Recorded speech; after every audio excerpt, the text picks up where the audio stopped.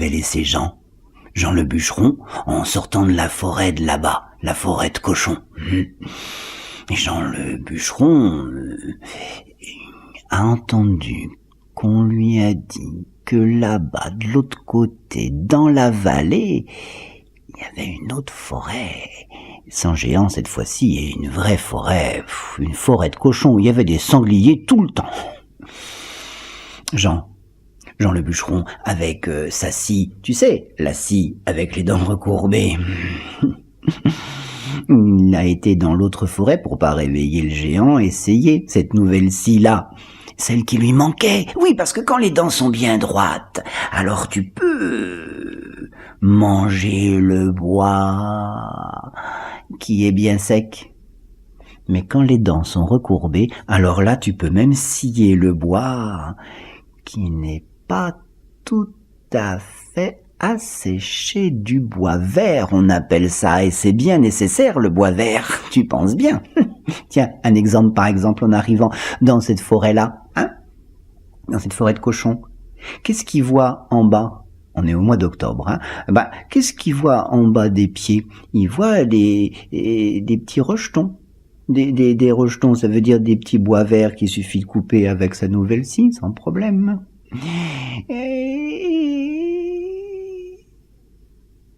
Et quand même, ce bois-là qu'il ne connaît pas, il lui semble différent de tous les autres bois de la forêt.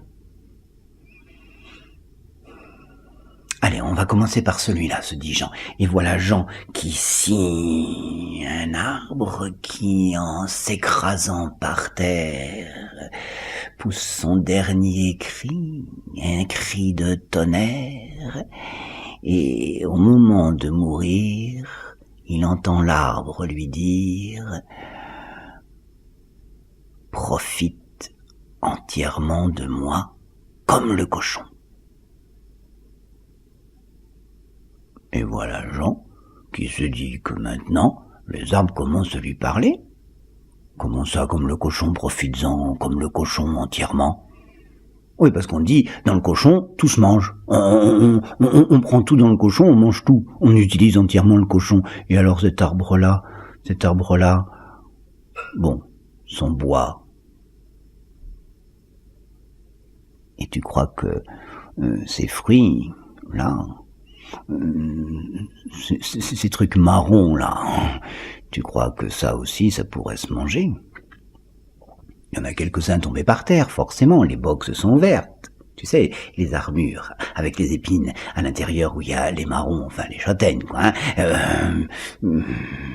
Mon goûton, se dit Jean en enlevant la peau,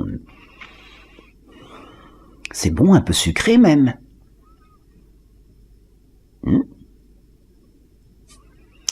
Et Jean continue à débiter son bois.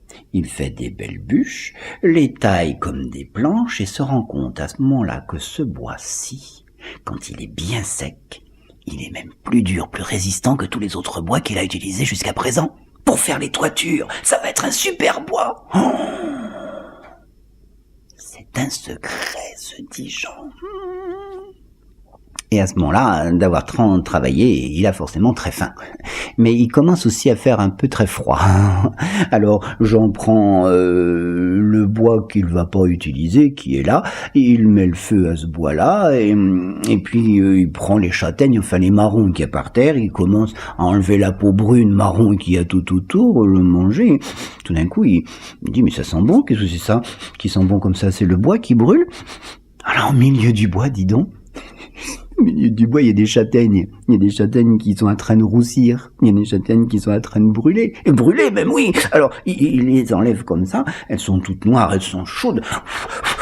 Il souffle dessus, et plus il souffle dessus, plus il sent que ces châtaignes-là, elles sont bien meilleures que celles qui sont crues. Alors, il enlève la peau délicatement, noire, oui, très noire, comme Satan. Mais à l'intérieur, la gourmandise, elle est bien dedans. Et c'est aussi bon que ça sent bon. Et voilà donc mon Jean le bûcheron en train de mettre du bois bien précautionneusement avec les châtaignes à côté pour pas brûler, pour se faire son petit repas pour la soirée. Et les jours passent. Et en passant, les jours apprennent à Jean à mieux tailler, à mieux scier, à mieux utiliser ce bois, et il se dit, en l'évidant, ça veut dire en le creusant, ça ferait peut-être bien des mangeoires pour le cochon, ça. Ben oui, dis donc, puisque ce bois-là, il est imputrescible, ça veut dire, il bougera pas pendant des temps et des temps. Justement, on lui propose de revenir pour construire une chapelle, là-haut, au sommet d'une montagne où il n'y a rien du tout, sauf un loup qui vient de temps en temps. On l'appellera la chapelle Saint-Loup. Et Jean dit que oui, il viendra bien, mais que il a trouvé ces espèces de, il appelle ça des castagnades,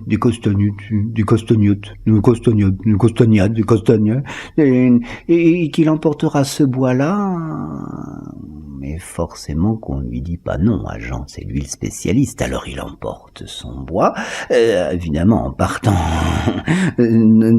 dans son sac qui s'est fait, tu sais, il s'est fait un sac, pas un sac, c'est un panier, je devrais dire, un panier avec les petits rameaux, il se laissait bien tisser, il s'en est fait un beau petit panier où dedans il a mis ses marrons, les frais, oui, et puis il en a mis aussi qu'il avait fait griller. Il s'en va avec tout ça, il commence à construire la charpente pour mettre le toit, tout le monde le regarde en disant qu'est-ce que c'est que ce bois, et lui il dit c'est du castagnon, cause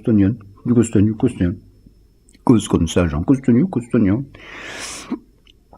Et on commence à l'appeler Jean Castagnon. Ouais. Et petit à petit, ça devient Jean Chastan. Chastan, Châtaignier, voilà, tu sais comment sont les gens avec leur accent. Châtaignier, voilà, le châtaignier est né. Et Jean à l'intérieur, Jean Castanet, est devenu le roi du châtaignier.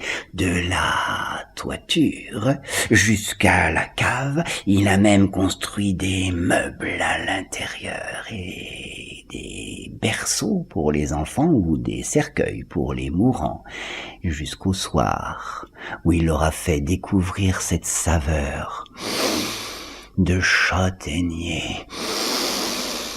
grillé.